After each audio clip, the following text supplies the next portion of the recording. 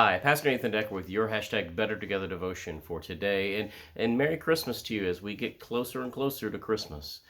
I'm acknowledging today, and I want you to acknowledge with me today, that even though we have all the lights shining and the joy around us, and we want to sing Joy to the World and Silver Bells and all those wonderful songs, that there is blue within the lights of Christmas. In fact, many churches, and our church does this, have a blue Christmas tradition where we have a worship service or a time of acknowledging that there are those going through loss during this year.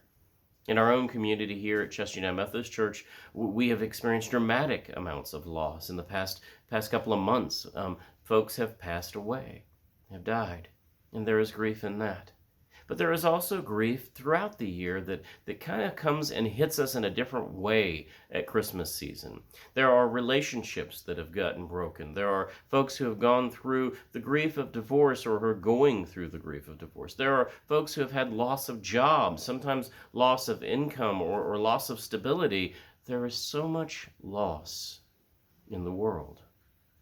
It's good for us to take a moment within the hectic hustle and bustle of the Christmas season to also acknowledge this loss, this grief that we carry.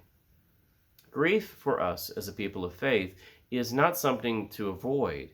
Instead, it's something to receive as a gift from God.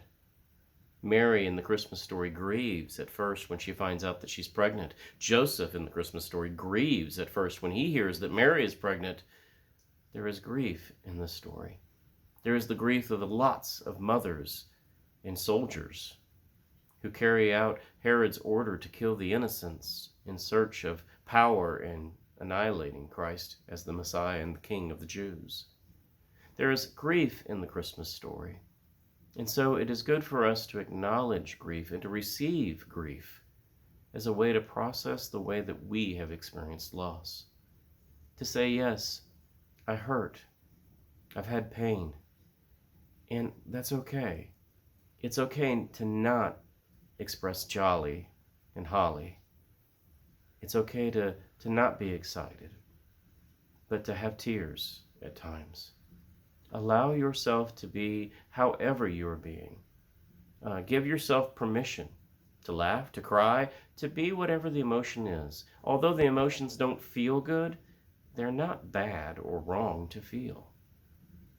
You may be experiencing a blue Christmas this year, and so I encourage you to take time in prayer and to reach out to me as a pastor or to someone else as you are experiencing the process of grief and acknowledging your loss. Merry Christmas, even if it is a blue Christmas to you. We can be better together. Amen.